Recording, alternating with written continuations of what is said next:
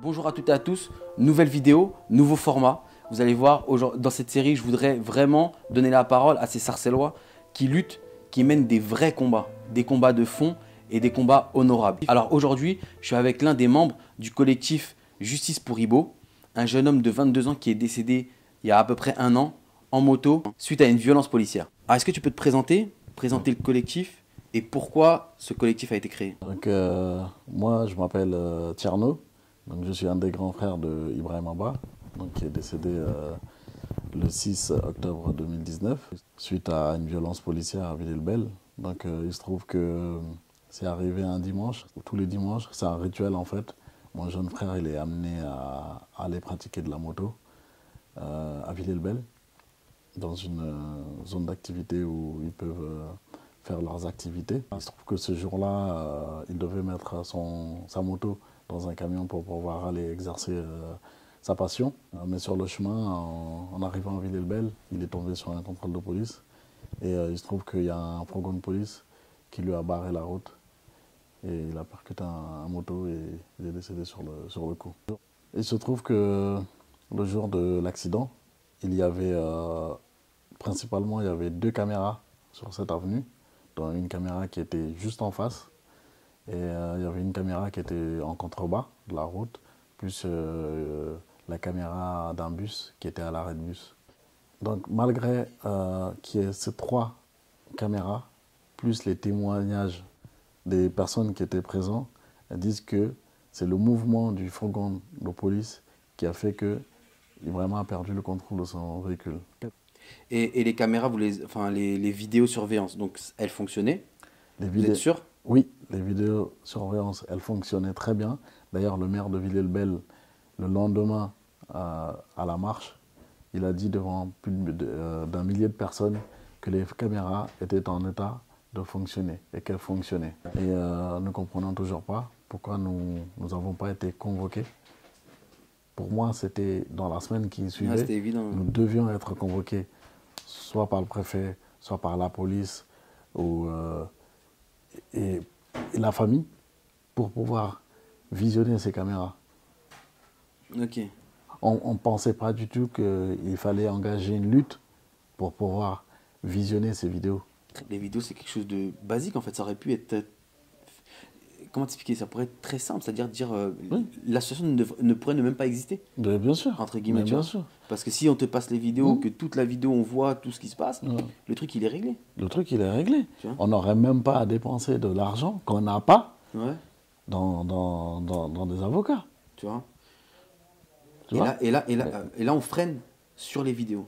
Mais là, ils freinent sur les vidéos. Ils freinent sur les vidéos. Tu vois. Parce qu'on a parlé d'une autre affaire, toi et moi, en off là. Ouais. Et là, tu me disais que, et j'ai été impliqué par mon boulot, Ouais. indirectement, je ne savais pas ce que tu m'avais dit. Mm. Et du coup, il y a une autre affaire où il y a eu des vidéos. Et là, par contre, pour le coup, à la famille, Ouais. ils ont donné. Ils se sont empressés, oui, ils se sont donner les vidéos. empressés de faire voir les vidéos comme quoi ils n'étaient pas impliqués. Ouais. Tu vois, mais c'est ça qui est fou. Tu vois, c'est ça qui est fou, c'est ça qui rend dingue. Euh, Tu te dis, mais attends, c'est de la rétention d'informations en ouais, fait. c'est Tu ça. vois. Et le doute, il persiste à cause de ça, surtout. Le doute, il persiste à cause de ça, puisque, comme je vous disais, ça va faire un an que nous n'avons pas vu les caméras. Et il y a l'autopsie de notre jeune frère qui montre que sur sa jambe, la jambe gauche, il a des fractures. D'accord. Sachant que le fourgon de police a été expertisé uniquement 48 heures après, c'est-à-dire 2 jours après seulement. C'est-à-dire que le fourgon de police a été laissé en libre circulation pendant 2 jours. Pendant 2 jours. Et lorsqu'il a été expertisé, ce fourgon avait un impact sur l'aile avant droite qui correspondait à la fracture de la jambe gauche de mon frère. Okay. En gros, pendant 2 jours, le fourgon il était sur Sarcelles, Villiers. Voilà. Ok. Pas sous scellé, pas. Voilà. Okay. Il a circulé librement. D'accord. Alors qu'il était impliqué dans une scène de crime. Ouais. Est-ce que c'est normal? C'est pas normal. Ouais, c'est clair. Donc, de là, vous avez mis en place un collectif pour donc mener la lutte. Oui. pour mettre pression pour avoir les vidéos en gros. Tout à fait. Ok, pour avoir la vérité. La vérité, oui. Et qu'est-ce qui, dans un combat comme celui-ci, qu'est-ce qui a été le plus dur pour vous? Quelles sont les difficultés que vous rencontrez en tant que moi, en tant que citoyen lambda, entre guillemets, ne s'imagine pas? Les difficultés, c'est le fait de concilier le combat Ouais, avec notre vie de famille. ouais, Parce que ça nous prend beaucoup d'énergie et on est obligé on laisse nos familles, nos enfants pour pouvoir organiser des événements, participer à des manifestations, aller voir les avocats. C'est beaucoup de temps. C'est beaucoup de temps. C'est un combat de tous les jours en fait. ouais, C'est un combat de tous les jours. ok. Qu'est-ce qui vous fait penser que c'est une violence policière? Mais les témoignages Les témoignages. qui disent que ils l'ont volontairement percuté pour certains et pour d'autres l'ont forcé à sortir de la voie D'accord. principale. Et jusqu'à présent, vu qu'on n'a rien, on n'a pas de vidéo, ben, Ouais, t'as pas de... ben oui. T'as que les témoins qui te Tout disent. laisse à penser qu'ils sont impliqués. D'accord. Ok, Tout laisse à penser à ça, ok. tu vois. Pour toi, ce qui bloque, c'est la justice qui a pris parti, clairement, ou pas, hein, ou c'est au niveau de la, comme je te dis, moi je l'appelle comme ça, la corporation, la police même qui rend les choses plus difficiles. C'est quoi pour toi? Ben pour moi, c'est tout un ensemble. C'est l'ensemble de choses. C'est la police, c'est l'État, c'est la justice, c'est tout ça qui fait qu'aujourd'hui, il ne facilite pas le combat, la vérité pour les familles de victimes. Jusqu'à présent, on a vu beaucoup d'affaires de violences policières où l'État ou la justice française fait un déni de justice. En fait, il n'y a pas de sanction envers les policiers. Donc, pour moi, ça part de là-haut. Tu vois? L'État. Ça part de l'État. Ça part de l'État, ça part de la justice française. D'accord. Alors là, c'est bien qu'on en parle. Pour moi, c'est ça le problème. C'est que si tu as des gens dans la police qui sont violents, je te dis ce que je pense, c'est que on leur laisse Bien sûr, croire qu'ils peuvent le faire. mais bien sûr. Et ça, c'est le gros problème. Ouais. Et tu as parlé de l'État, et pour moi, je suis complètement d'accord avec toi. À un moment donné, quand il y a un président de la République qui va à Argenteuil et qui dit on va vous nettoyer ça au Karcher, Ouais.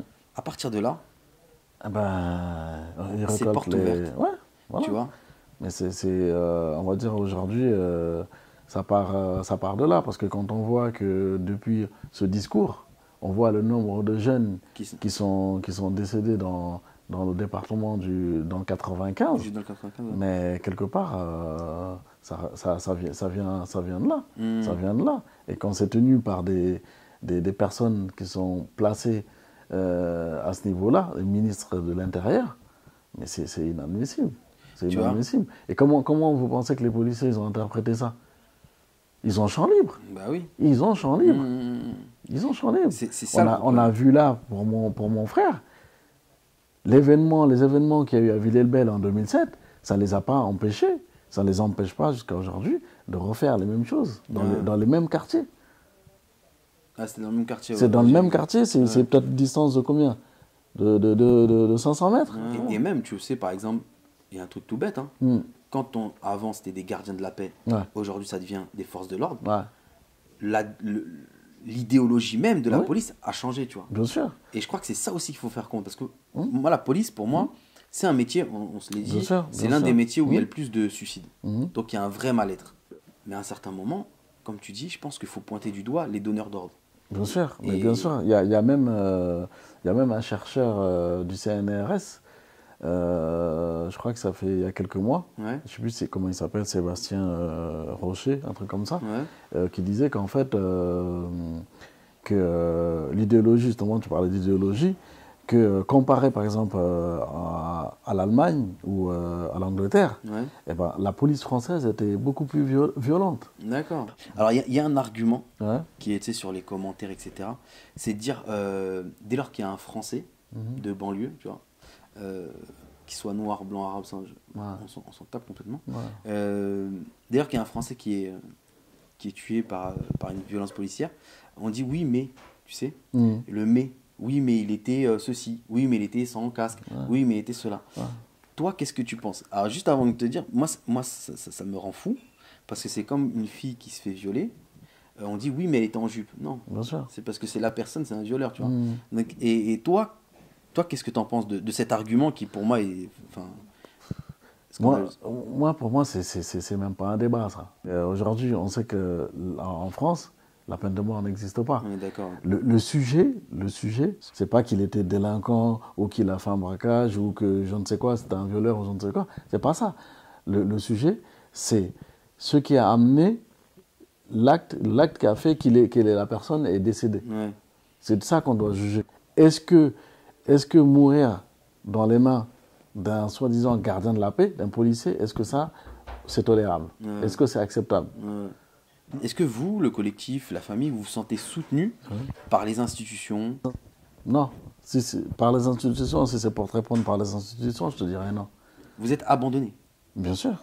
C'est-à-dire qu'il Mais y a... bien sûr. Mais regarde, à partir du moment où notre frère, qui est un citoyen français, Ouais. qui est né ici en France, d'accord, il meurt dans des circonstances floues, troubles, Ouais, voilà. d'accord, et que un préfet fait un communiqué en disant que à la fin que la moto était volée, on ne peut pas dire qu'on est soutenu. Ouais. Ce qu'on attend de l'État, ce qu'on attend, c'est au moins de nous présenter des condoléances, tu vois, Ouais. et de prendre en considération notre plainte, tu vois, et de nous recevoir. Ouais.